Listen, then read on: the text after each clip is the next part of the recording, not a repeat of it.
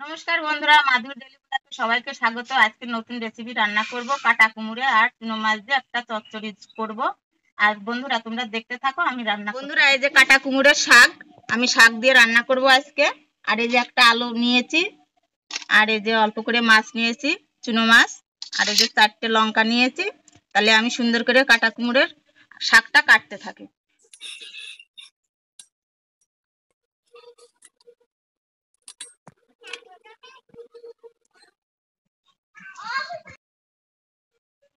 বন্ধুরা মাছে আমি লবণ হলুদ মাখিয়ে নেব।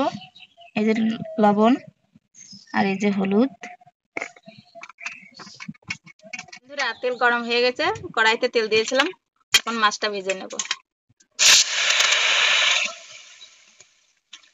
বন্ধুরা মাছটা ভাজা হয়ে গেছে, এবার তুলে নেব।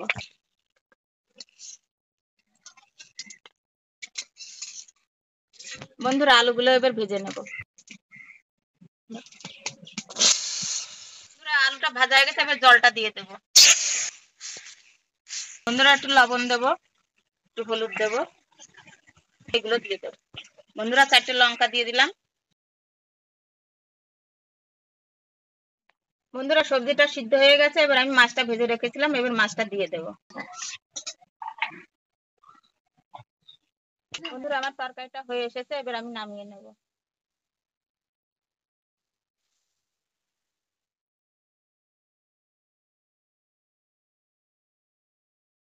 বন্ধুরা দেখতেই পেলে কাটা কুমড়োর শাক দিয়ে আমি একটা রেসিপি তৈরি করলাম, তা সেটা নিয়ে আমি এখন খেতে বসে গেলাম। তোমরা দেখতে থাকো আর আমি খেতে থাকি।